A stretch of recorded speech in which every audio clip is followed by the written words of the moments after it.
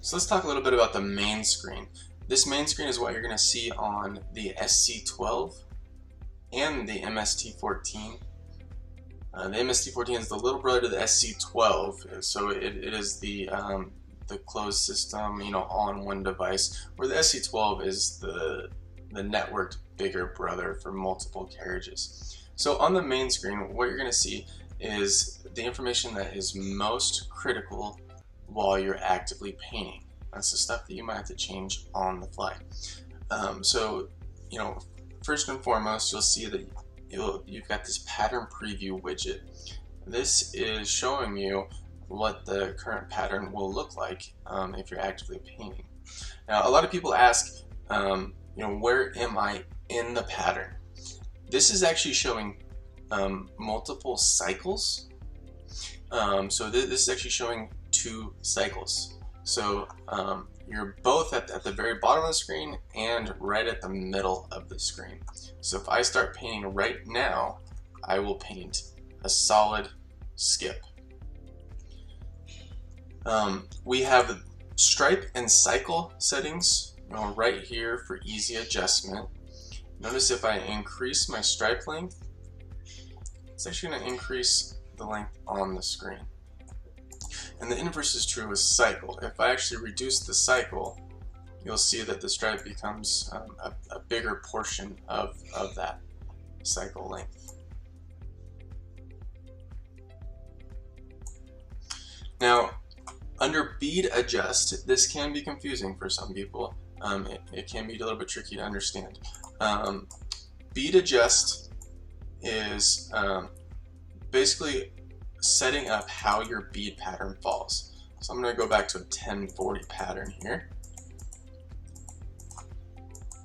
With a 1 foot bead extend, what that means is I'm going to add 1 foot of beads to this 10-foot stripe.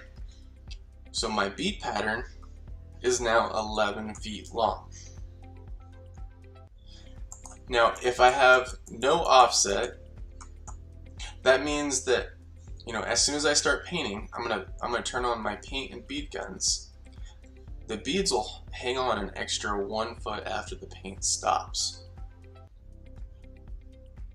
Now, if I want bead coverage on both sides, that means that I actually have to pull that 11-foot bead pattern back towards me a little bit. So if I want to split the difference and I want to make sure I'm getting full bead registration and good, bead embedment for high reflectivity, what I'm going to do is I'm going to pull that offset back towards me. So now I have half a foot of beads before the paint begins and half a foot after. Please note though that right when I flip on the start switch, if I'm not using a feature such as datum point, I won't have full bead registration right at the beginning because I'm going to be turning on both the paint and the beads right at the same time. The bead guns are generally located, basically too close to the paint guns to really accommodate the fall time of beads. So my first skip likely won't have full bead registration, and that's going to be something that we talk about in the datum point video. We're going to cover the bead registration issue and datum point in another video. But after that first skip, if I do the same thing, I will be turning on my bead outputs before the next skip when I'm cycling, and I will get full bead registration after the first skip. Once again, please refer to the datum point video for more information on this principle and this problem. Also on this main screen, you may have the ability to switch between odometer and distance. You may have the ability to have an alternate pattern where it says paint to. You may be able to change that using a scroller, or in the case of this switch box, it's actually an alt pattern switch, where I can save multiple alternate patterns as basically pattern presets for rapid changes because really there's probably only a handful of patterns that you're going to. So we've got 3 set up here, so I can go from pattern 1, which is a 12-foot stripe in this instance, to pattern 2, which is a 10-foot stripe, and then lastly pattern 3, which is a 9-foot stripe. Yes, I know those stripe lengths aren't very realistic, but for a quick demonstration, as you can see, I can flip between all 3 of those patterns, or I can change what that setting is, what that preset is, just using these scrollers, and then when I go back to that, it'll still be that 7.5 stripe. So you can have 1040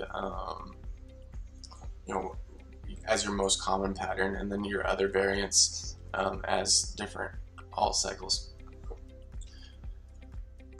You'll also notice at the bottom of the screen there is a paint bucket.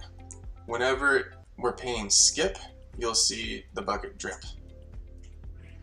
So that dripping icon is representative of a skip. Where it says normal mode and index down here, this whole area of the screen is reserved for what we call pattern modifiers. These are the things that might be changing the way that we're painting, and it might change your expectations of how things are being applied. Let me give you an example. If I turn on the datum point, which once again that's going to be featured in another video, you'll see this pattern modifier box pop up showing you that datum point is active. If I go to a different mode, which this demo system only has test mode, you'll notice that we take over that whole area and we're showing you that this test mode has been activated. And I will turn on mid spot, meaning I will add a mid spot every odd cycle. So every first, third, fifth cycle, I'll add a mid spot for reflective marker layout.